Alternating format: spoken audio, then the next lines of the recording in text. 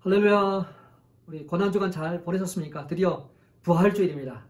미디어 패스팅, 미디어 금식하신다고 고생 많으셨죠?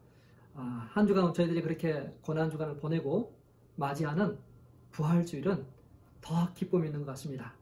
이 시간 예배 가운데 부활 예배 가운데 나오시는 성도님들을 주의 이름으로 환영하고 축복합니다. 오늘 함께 나눌 말씀은 고린도전서 15장 4절에서부터 7절 말씀 되겠습니다. 고린도전서 15장 4절에서 7절 말씀 같이 한 목소리로 읽도록 하겠습니다. 장사 지낸 바 되셨다가 성경대로 사흘 만에 다시 살아나사 게바에게 보이시고 후에 12 제자에게와 그 후에 500여 형제에게 일시에 보이셨나니 그 중에 지금까지 대다수는 살아있고 어떤 사람은 잠들었으며 그 후에 야고보에게 보이셨으며 그 후에 모든 사도에게와. 오늘 설교 제목은 부활의 증거입니다. 예일대학에서 법과 언론학을 공부한 리스트로벨은 시카고 트리뷴지의 편집자로 일했습니다. 그는 사람들이 알아야 될 것을 왜곡하거나 또 누락하거나 편파적인 입장을 취하지 않았습니다. 기사가 나가려면 적어도 두 가지 증거를 확보해서 그 사실관계를 확인하고 지면에 나가는 것을 원칙으로 삼았던 사람입니다. 누구의 말도 액면 그대로 받아들이지 않고 의심하고 확인해서 보도하는 것을 원칙으로 삼았습니다. 그런 삶이었지만 그러나 그의 삶은 원칙이 없었어요. 윤리에 대한 기준이 약했습니다. 육신의 쾌락을 얻는 데 시간을 썼습니다. 술에 찌들어 살았습니다. 저속하고 자아도취에 빠져 살았습니다. 그러던 어느 날 그의 아내가 교회를 다니기 시작합니다. 변화가 느껴집니다. 행복하게 보입니다. 거듭나면 이런 변화가 따라옵니다. 주변 사람들이 그것을 감지하죠. 그래서 그도 그 아내를 따라서 교회에 다니기 시작합니다. 아내는 기뻤지만 또 한편으로는 염려가 됐습니다. 기대함이 좀 약했어요. 남편에게 변화가 있을 수 있을까? 가능성이 없어 보였습니다. 왜냐하면 그 남편은 완고하고 냉정한 사람이었기 때문에 의심하는 사람이었어요. 사실인지 아닌지 찾아보기를 좋아했던 사람이에요. 역시나 그 남편은 성경 말씀을 그대로 믿지 않고 사실인지 확인하고 싶어 했어요. 1년 9개월간의 영적 순례를 가진 후에야 그는 주님께 자신의 인생을, 자신의 삶을 황복하게 됩니다. 리스트로벨과 같은 사람들이 세상에는 많이 있습니다. 무턱대고 믿지 않습니다. 뭔가가 증거를 찾아내고 사실인지 아닌지를 확인하려고 하는 사람들이 많아요. 역사가 게리 하버머스와 마이클 리코나는 예수의 부활을 입증하는 증거라는 책을 썼습니다. 그들은 전 세계에서 부활에 관하여 쓴 책과 자료들을 모았습니다. 1975년부터 써진 그런 모든 책과 자료들을 모으기 시작했어요. 영어로 된 책, 독일어로 된 책, 프랑스어로 된 그런 부활에 관한 그런 책들을 다 모아보니까 약 2200개 정도가 됩니다. 그것들을 다 연구하고 정리해서 그 중에서도 가장 탄탄하고 또 가장 역사적인 그런 자료가 뒷받침되는 그러한 증거들을 찾았어요. 이쪽 사이드에서 뿐만 아니라 저 반대편에 있는 사람들의 의견까지 다 두루 모아서 다수의 학자들이, 절대 다수의 학자들이 이거는 분명해 라고 생각하는 탑 5를 그들이 만들어 제시합니다. 무엇일까요? 부활의 증거, 무엇으로 그들은 이야기할까요? 자유지신령이나 정통주의나 또 그런 모든 그런 사람들이 다 어울려서 이거는 역사적 증거가 너무나도 분명하고 탄탄하다고 생각하는 부활의 증거 5가지를 소개하도록 하겠습니다. 첫 번째로는 예수는 십자가에 못 박혀 죽으셨다는 것이. 예수는 십자가에 죽으셨습니다. 예수를 극도로 싫어하는 사람들조차도 예수는 죽었다라고 사실로 받아들이고 있습니다. 예수가 죽은 것은 역사 속의 어떤 사건 못지않게 확실하다라고 이야기를 합니다. 로마의 십자가형에 처해진 것으로 보아서 예수가 정말 죽었다라는 그런 의심이 없다. 그렇게 말하고 있습니다. 그들이 그렇게 또 말할 수밖에 없는 이유는 사복음서 모두에 그렇게 해서 말하고 있기 때문이죠. 요한복음 19장 33절에서 34절 말씀입니다. 같이 한번 읽어볼까요? 예수께 이르러서는 이미 죽으신 것을 보고 다리를 꺾지 아니하고 그중 한 군인이 창으로 옆구리를 찌르니 곧 피와 물이 나오더라. 성경은 사복음서에서 분명히 이야기하고 있고 그 중에 하나 요한복음에서 그는 분명히 죽었기 때문에 그중 한 군인이 창으로 옆구리를 찔러 피와 물이 나왔다 하고 있어요. 자, 그러면 이렇게 성경 말고 성경 바깥의 자료에서도 예수가 십자가에 죽었다라고 증거하고 있는 거죠. 역사가 타키투스, 예수가 티베루스 황제에 의해서 극형을 당했다고 기록하고 있습니다.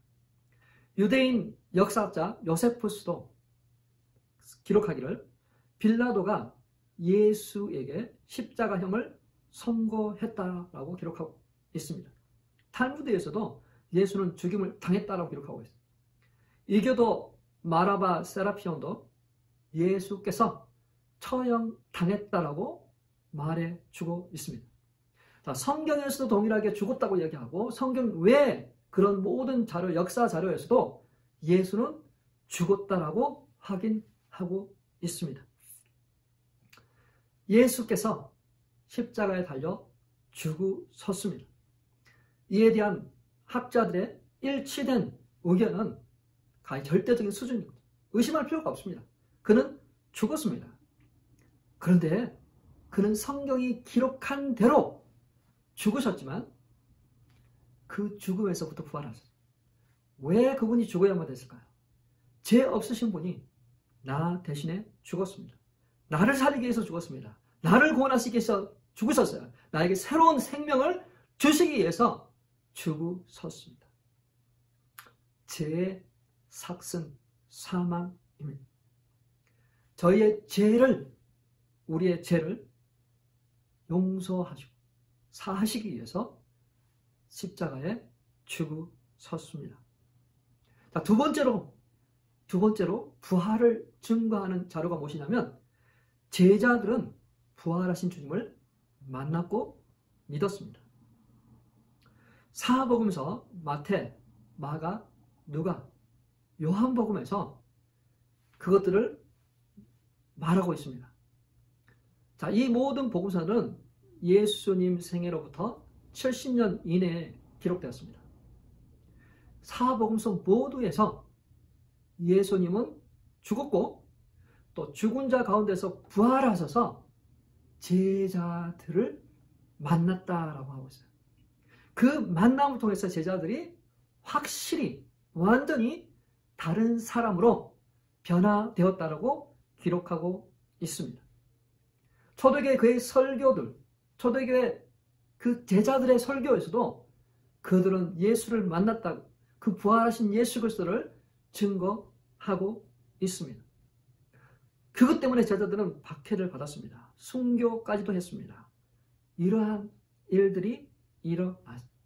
만약에 그들이 거짓말을 위해서 그렇게 박해를 받고 순교할 리가 없지 않습니까? 예수님의 제자들뿐만 아니라 그들의 제자들인 교부들까지도 똑같은 그러한 발자취를 따라갔습니다. 고난을 받았어요. 죽임을 당했습니다. 부활하신 주님을 증거하는 것 때문에 그들은 죽임을 당했습니다. 고대 자료에 의하면 로마의 클레멘트, 폴리갑, 터툴리안, 고린도의 디오니시우스, 오리겐, 그들도 모두 다 순교했습니다. 목숨을 아까워하지 않았던 이유, 주님을, 부활하신 주님을 만난 게 너무나도 확실하기 때문에 그것 때문에 그들은 순교한 것입니다. 자, 그러한 성경에 있는 그러한 자료 말고도 그들이 예수를 만났다는 그러한 증거 자료가 있습니다. 그것이 무엇이냐면 성경이 쓰여지기 전에 말을 통해서, 구전을 통해서 사람들에게 전해지는 신앙 고백이 있었습니다. 오늘 읽었던 이 본문이 바로 초대교회 사람들이 입으로 전해지는 그런 신앙 고백입니다. 다시 한번 고린도전서 15장 4절에서 7절 말씀 한번 같이 읽어볼까요? 장사 지낸 바 되었다가 성경대로 사흘 만에 다시 살아나사 게바에게 보이시고 후에 12제자에게와 그 후에 500의 형제에게 일시에 보이셨나니 그 중에 지금까지 대다수는 살아있고 어떤 사람은 잠들었으며 그 후에 야고보에게 보이셨으며 그 후에 모든 사도에게와. 자, 이 말씀들이 성도들의 입을 통해서 전해졌었어요. 그리고 성경이 기록되기 시작하면서 이게 오늘날 저희들이 읽을 수 있게 됐죠. 고린도전서는 AD 55년경에 쓴 편지라고 합니다. 자, 이 신앙 고백은 강력하고 설득력이 있는 것. 이게 그냥 오래 시간이 지나면서 자연적으로 생겨나는 어떤 그런 전설이 아니죠. 아주 이른 시기에 입으로 전해져 내려왔던 그런 신앙 고백. 자, 이 신앙 고백이야말로 예수의 부활을 비판하려는 비판자들에게 가장 걸림돌 중에 하나가 되는 거예요. 나중에 기록된 그 성경을 그냥 그것보다 훨씬 전부터 그들의 입에서 내려오는 이러한 신앙 고백 때문에 그들이 이 부활에 대해서 어떤 것을 꼬투리 잡으려고 할 때 잡지 못하는 거죠. 이 신앙 고백뿐만 아니라 초대 제자들의 설교들도 전해져 내려왔습니다. 그러한 설교들이 사도행전에도 이렇게 좀 요약되어 있죠. 이러한 모든 자료들을 통해서 말하는 메시지는 무엇이냐면 부활하신 예수 그리스도를 제자들이 만났다는 거죠. 그리고 그 만남 때문에 그들은 겁쟁이에서 용기 담대하여 복음을 선포하는 그러한 사람들로 변화시켰다는 것입니다. 자, 그러면 세 번째 부활을 강력하게 증거하는 것이 무엇이냐면 사도 바울의 회심입니다. 교회를 박해하던 바울의 회심이 부활을 증거합니다. 많은 학자들은 바울이 회심한 지 3년 만에 예루살렘으로 갔다고 생각합니다. 그곳에 가서 베드로와 야고보를 만났고 그들에게 이 신앙 고백을 전해 들은 것으로 말합니다. 그러니까 십자가 사건이 있은 지 한 5년이 채 가기도 전에 그들과의 만남이 있었고 그들로부터 이 신앙 고백과 같은 말을 들은 것이죠. 그래서 바울은 그 신앙 고백 위에 뒤에다가 맨 나중에 만삭되지 못하여 난 자 같은 내게도 보이셨다라고 기록하고 있어요. 맨 나중에 만삭되지 못하여 난 내게도 부활하신 주님이 보이셨다라고 기록하죠. 자, 그 전에 바울은 다소의 사울이었어요. 그는 회심하기 전에 아주 반대편에 있는 사람들이죠. 예수를 믿는 사람들을 박해한 사람, 잡아가는 사람, 그러한 사람이었어요. 예수를 믿는 자들은 뭔가 잘못, 거짓된 메시아를 따르고 있다. 그들의 허구성을 드러내고 또 그 믿는 자들을 박해하고 핍박하는 그러한 자. 자신의 지역에서뿐만 아니라 저 멀리까지 가서 그러한 일들을 하려고 가는 중에 다메섹 도상에서 예수 그리스도를 만나게 됩니다. 빛보다도 더 밝은 빛이 그를 비추어 그는 극적인 예수 그리스도의 만남이 이루어집니다. 사도행전 9장 4절 5절입니다. 같이 읽겠습니다. 땅에 엎드러져 들으매 소리가 있어 이르시되 사울아 사울아 내가 어찌하여 나를 박해하느냐 하시거늘 대답하여 주여 누구시니까 이르시되 나는 내가 박해하는 예수라.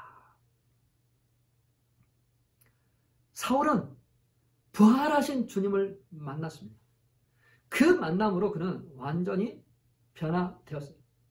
눈에 쓰여있던 비닐이 벗겨지고 그는 예수를 따르고 믿는 그러한 사람으로 변화되었습니다.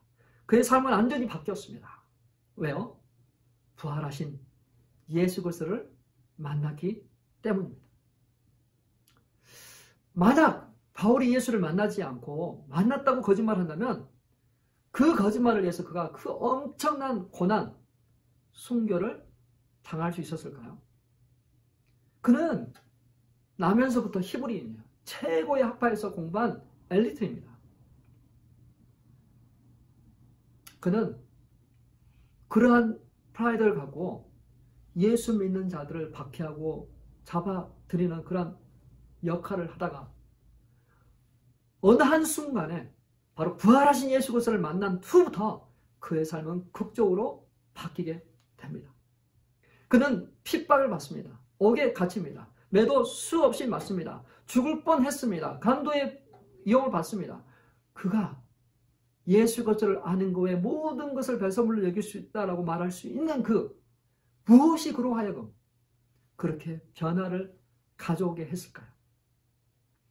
부활하신 주님을 만났기 때문이라는 것. 우리가 다 믿는 사람, 그 안에서 지금 증거를 찾아내는 것이 아니라 당시 믿지 않는 반대편에 있는 사람들의 그런 회심을 통해서도 그게 예수 그리스도의 부활을 강력하게 증거하고 있는 거예요. 또 한 명의 이쪽 반대편에 있었던 사람이 있는데 그 사람 바로 예수의 동생 야고보입니다. 야고보의 회심을 통해서 예수 그리스도의 부활을 증거합니다. 예수님의 동생 야고보는 예수님이 살아 계실 때 믿지 않았습니다. 마고복음과 요한복음에서도 말합니다. 다수의 형제들이 아무도 예수를 믿지 않았다고 기록하고 있어요. 그의 가족은 예수 그리스도를 메시아로 믿지 않았습니다. 자, 성경에 만약에 뭔가를 좀 지어내려면 좀 그럴듯하게 지어내야 되지만 이거는 좀 약간 메시아 간에 좀 불리한 증언 같아요.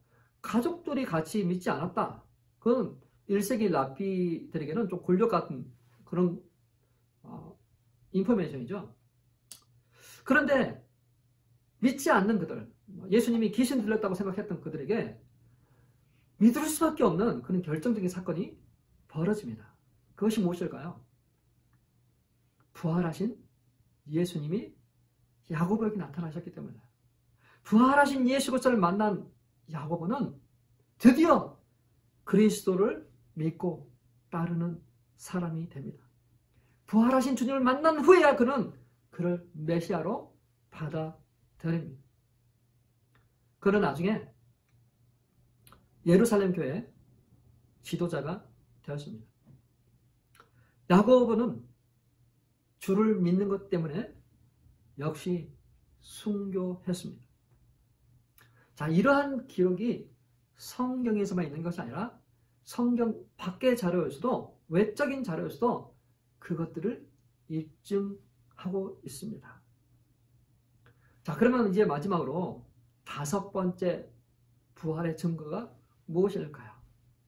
그것은 비어있는 예수의 무덤입니다. 예수의 무덤은 벌써 이미 4가지 증거보다 약간 조금 미치지 못하지만 그럼에도 불구하고 이 부활의 증거도 탄탄합니다. 왜 그러냐? 자, 예수 그리스도는 예루살렘에서 공개 처형됐습니다. 모든 사람이 보는 데서 죽으셨어요. 십자가형을 받았습니다. 죽었어요. 장사됐습니다. 그런데 그 예루살렘에서 부활하셨어요. 무덤이 비어 있었습니다. 자, 죽음이 사실인 것처럼 부활도 사실입니다. 만약에 저 다른 도시에서 부활하셨다, 살아나셨다 하면 증명할 수 있는 방법이 없지만 같은 도시에서 부활하셨다. 그러면 이미 그것들을 보고 믿는 사람, 또 그것들을 확인할 수 있는 그런 모든 것들이 다 갖춰져 있는 그곳에서 부활하셨다라고 합니다. 그래서 만약 그게 거짓말이면 금세 들통날 그러한 말인 거죠. 주장인 거죠. 무덤이 비어있다. 그러면 다른 어떤 것을 찾아야 될까요? 다른 어떤 것. 자, 예수님이 죽기 전에 병을 고쳤습니다. 귀신을 쫓아냈어요. 죽은 자를 살리셨어요. 자, 이렇게 어마어마한 일을 했지만 만약에 그가 죽은 자 가운데서 부활하지 못했다면 기독교는 예루살렘에서 탄생하지 않았을 것입니다. 이 부활의 소식은 제자들만에 의해서 인정된 것이 아니라 반대편에 있는 사람, 바리새인과 서기관들도 인정합니다.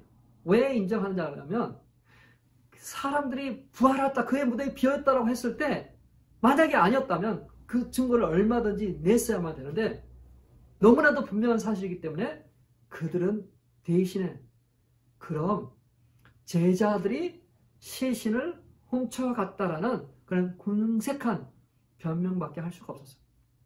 무덤이 비어있지 않았다면 그런 변명을 할 필요가 없겠죠.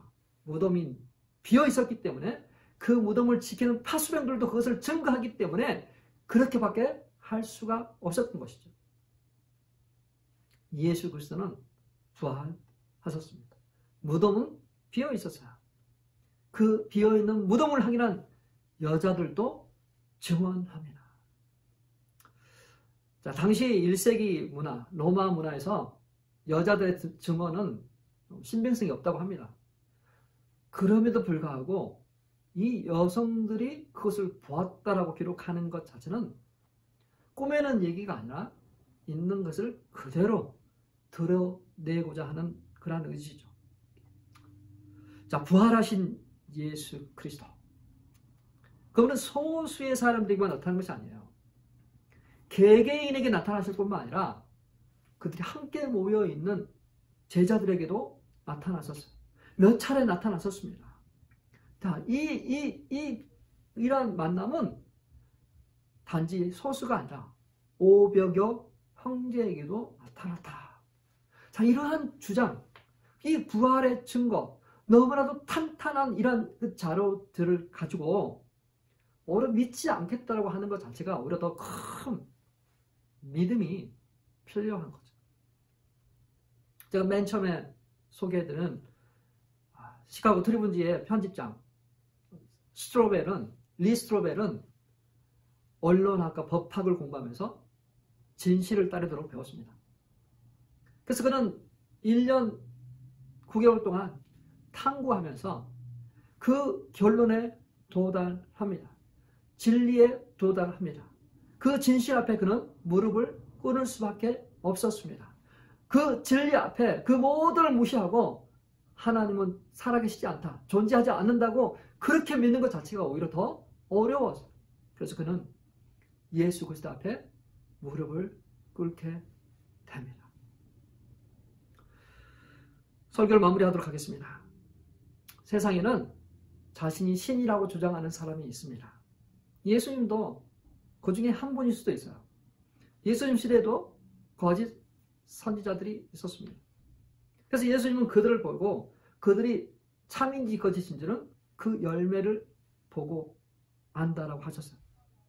근데 예수님은 어떻을까요? 예수님은 스스로가 하나님의 아들이라고 하셨습니다. 그리고 하나님이 그를 증거하셨어요. 그가 세례를 받고 나왔을 때 이는 내 사랑하는 아들이요 내 기뻐하는 자라 하나님의 음성이 들었습니다. 예수 그리스도는 구약 성경의 수많은 선지자들이 그를 증거합니다. 그는 말씀대로 천국에 나섰어요. 말씀대로 그는 베들레헴에서 태어났습니다. 고난당하는 종은 우리 대신 고난을 당하였습니다. 예수님은 믿지 않는 자들을 향해서 그랬습니다. 너희가 나를 믿지 못하겠거든 이 수많은 표적과 이적을 보고 믿으라라고 하셨어요. 예수님은 그 믿지 않는 것을 보시고 요나의 표적밖에는 보일 것이 없다고 하셨어요. 요나의 표적이 무엇입니까? 죽었다가 살아난 그 부활을 통해서만이 그들에게 보여줄 것이 없다고 하신 거죠. 주님의 부활은 구원사역의 화룡점정과 같습니다. 자, 화룡점정은 뭔가요? 아무리 멋지고 화려하고 생동력이 있어도 그 용의 눈이 그려지지 않아서 미완성이 그림이었잖아요. 근데 그 용의 눈에 눈이 그려졌을 때 그것이 움직이는 것처럼 주님의 구원사역은 마지막 눈과 같은 화룡점정의 그러한 것입니다. 그 사실을 경험하고도 알고도 믿지 않으시겠습니까? 믿을 수밖에 없지 않습니까? 또 하나의 마지막 퍼즐이 있다고 생각합니다. 주님이 이루어진 구원사역에 나도 이제 주님을 영접해야 합니다. 주님을 믿어야만 됩니다. 저는 오늘 이곳에 또 이 시간에 온라인 예배로 들어주는 우리 성도님이 예수 그리스도를 믿길 바랍니다. 부활하셔서 오늘 또 살아계신 우리 주 예수 그리스도를 영접하시길 바랍니다. 믿으시길 바랍니다. 요한복음 1장 12절입니다. 영접하는 자, 그 이름을 믿는 자들에게는 하나님의 자녀가 되는 권세를 주셨습니다. 사랑하는 성도 여러분, 잠깐 이 시간 눈을 한번 감아 보십시오. 그리고 이곳에 계신 주님을 느껴보십시오. 그리고 나도 주님을 믿고 영생을 얻겠습니다. 주님을 믿고 하나님의 자녀가 되겠습니다. 주님, 내가 주님을 영접합니다. 그렇게 생각하신 분은 조용히 한번 손을 들어보세요. 믿음의 고백을 하는 거예요. 주님, 내가 주님을 영접하고 주님과 연합하여 살기 원합니다. 성령님이 예수 그리스도를 주라고 고백할 수 있도록 도와주실 것입니다. 우리는 우리의 믿음으로, 우리의 어떤 조건으로가 아니라 정말 나는 부족하고 연약하고 주의 은혜가 아니면 살 수 없다라는 그런 절박함을 가지고 주님의 은혜를 간구하는 자, 주님의 초대하는 자를 우리 주님은 만나 주십니다. 믿음으로 예수 그리스도를 영접한 자를 축복합니다. 주의 은혜가 우리 성도님 가운데 충만하시길 바랍니다. 예, 우리 부활의 주님을 같이 한번 노래하겠으면 좋겠어요. 우리 주님, 부활하신 주님을 찬양하도록 하겠습니다.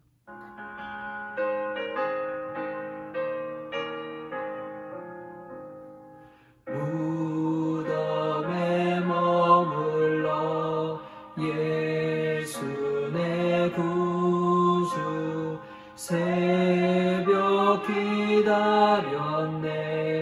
예수 내 주 원수를 다 이기고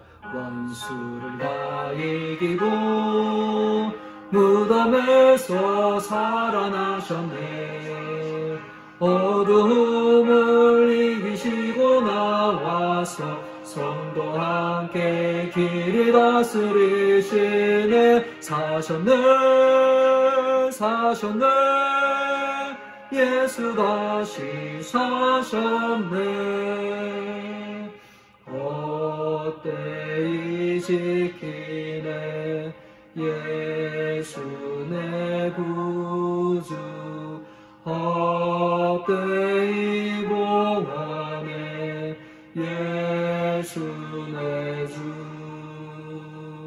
원수를 다 이기고 무덤에서 살아나셨네.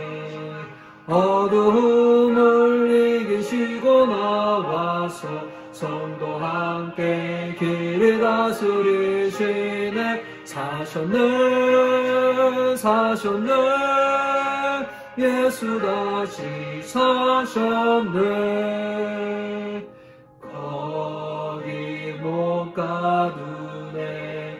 예수 내 구주 우리를 사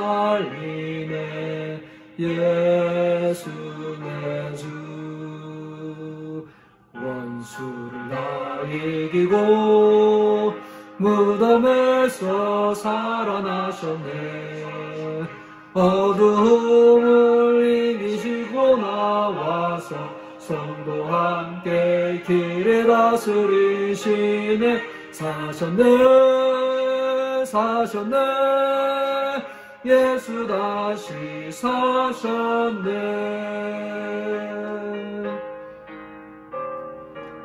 아멘. 예수 그리스도는 부활하셨습니다. 이 부활의 기쁨이 우리 가운데 있길 바랍니다. 우리 한번 기도하실 때 이 부활의 주님을 우리가 믿고 따릅니다. 승리하신 주님을 믿고 따르는 겁니다. 우리는 십자가에 돌아가신 예수 그리스도뿐만 아니라 사망 권세를 깨시고 부활하셔서 우리에게 생명을 주신, 우리에게 영생을 주신 예수 그리스도를 믿는 것입니다. 하나님, 내 신앙이 부활의 신앙, 살아있는 신앙, 살아계신 주님과 함께 동행하는 신앙, 그 승리의 기쁨을 가지고 살아가는 우리 들. 그래서 혹 아직까지 죽어 있어서 저 묻혀있는 그런 우리의 꿈과 희망과 믿음과 어떤 그런 소망들이 다시 살아나도록 해주세요. 살아나도록 해주세요. 주님과 함께 사는 그런 기쁨과 즐거움을 누리게 해주세요. 우리 그것들 위해서 같이 한번 기도합니다. 하나님 아버지 감사합니다. 하나님 우리를 구원해 주셔서 감사합니다. 죽을 수밖에 없는 저희 살리시고 부활하심으로 그 이름을 믿는 자에게 영생을 주셔서 감사합니다. 하나님 이제 우리 가운데 이 부활의 기쁨과 즐거움을 가지고 살게 해주십시오. 승리하신 주님과 함께 살게 해주십시오. 주님 아버지 하나님 그 사망 권세를 깨뜨리시고 부활하셔서 그 믿는 자에게 우리에게 성령을 주시고 생명을 주시고 또 그 부활을 증거하는 삶으로 아버지 그 부활의 기쁨과 즐거움을 가지고 이 땅을 살아가도록 주여 인도하셔서 감사합니다. 이 시간에 아버지 예수 그리스도를 영접하고 예수 그리스도의 자신의 삶을 내어드린 그러한 귀한 성도 한 분 한 분 위에 성령님이 임하여 주시옵소서. 아버지 우리의 제자들과 같이 야고보와 같이 사울과 같이 아버지 예수 그리스도를 증거하는 그러한 자 되도록 인도하여 주십시오. 하나님 우리가 아버지 그런 삶 살기를 원합니다. 부활이요 생명 되신 예수 그리스도를 아버지 우리가 믿고 그분과 함께 동행하며 승리의 기쁨의 찬송과 감사와 아버지 그 모든 것들이 드러나도록 인도해 주십시오. 하나님 우리가 무덤에 묻혀있는 것처럼 매어있고 묶여있고 포로된 것이 있다면 이 시간 우리가 예수 그리스도와 연합함으로 말미암아 예수 그리스도를 믿음으로 말미암아 그 모든 것에서 살아나도록 인도하여 주십시오. 부활하게 해주십시오. 깨어나게 해주십시오. 아버지 갇혀있는 모든 사망 권세가 아버지는 열리게 하시고 닫혀있는 문이 열리게 하시고 묶여있는 모든 것들이 풀어지게 해주시고 예수 그리스도와 함께 살아 예수 그리스도와 함께 하고 동행하는 그러한 놀라운 삶 살아가도록 하나님 인도해 주시옵소서. 살아계신 주님을 찬양합니다. 부활하신 주님을 찬양합니다. 부활한 주님 가운데 동행하는 그 기쁨 가운데 우리가 즐거워합니다. 하나님 임하여 주시옵소서. 우리가 또 하나 기도할 때 미디어 금식을 했습니다. 어떤 많이들 참석하셨을 텐데 우리의 삶을 붙잡고 있는 그런 가짜 기쁨들이 있습니다. 그게 바로 미디어입니다. 상상 속에 가상하지 않은 불안 속에서 우리가 기쁨을 누리도록 하고 있습니다. 드라마 속에 빠지게 하고 또 동영상, 스포츠, 또 다른 많은 것에 빠지도록 합니다. 우리 아이들은 게임에 빠져요. 그래서 우리가 삶에 어떤 그런 그게 없이 그냥 마냥 기쁘고 즐겁고 그냥 재밌는 것으로만 가는 그런 이러한 시대에 우리가 무엇을 놓고 기도해야 될까요? 우리의 삶의 주인은 예수 그리스도. 우리가 바라고 소망하고 기뻐하고 즐거워할 것이 바로 예수 그리스도인데 미디어가 세상을 장악하고 있습니다. 우리 자녀들을 장악하고 있습니다. 우리 자녀들의 브레인을 망가뜨리고 있습니다. 이 시간 우리가 기도할 때 하나님 우리의 주인은 미디어가 아닙니다. 우리의 기쁨은 미디어가 아닙니다. 게임이 아닙니다. 우리의 기쁨은 주님이십니다. 주님이 우리의 기쁨이시고 우리가 그 주님 안에 살기를 원합니다. 우리 자녀들이 이러한 모든 것에서부터 벗어나 우리 주님께 연합하고 그 안에 기뻐하고 즐거워하고 감사하고 예배드리며 빛과 소금으로 살아가는 그러한 자가 되고, 그렇게 하지 못하는 모든 미디어로부터 게임으로부터 모든 것에서부터 해방되게 해주십시오. 우리 가정과 우리 교회와 우리 자녀들의 우리 삶의 인바이먼트가 정말 그 모든 것에서부터 다시 질서가 잡히고, 그것들 위해서 같이 기도합니다. 하나님 아버지 감사합니다. 하나님, 우리가 알지도 모르는 사이에 미디어의 영향력 속에 우리는 살았습니다. 그들이 가져다준 그런 재미와 그들이 가져다준 아버지 그런 게임에 몰두했습니다. 그러나 이제 우리가 다시 한번 선언합니다. 예수 그리스도가 나의 주님이시고 우리는 예수 그리스도 안에서 창조된 하나님의 영광에 창조된 하나님의 영광을 노래하고 창조된 그러한 자입니다. 하나님, 우리는 취해 있고 매여 있고 헐어져 있고 눈물을 있었습니다. 하나님, 이제 우리가 아버지 그 모든 것에서부터 돌아서기를 원합니다. 하나님의 거룩한 백성으로 깨어있기를 원합니다.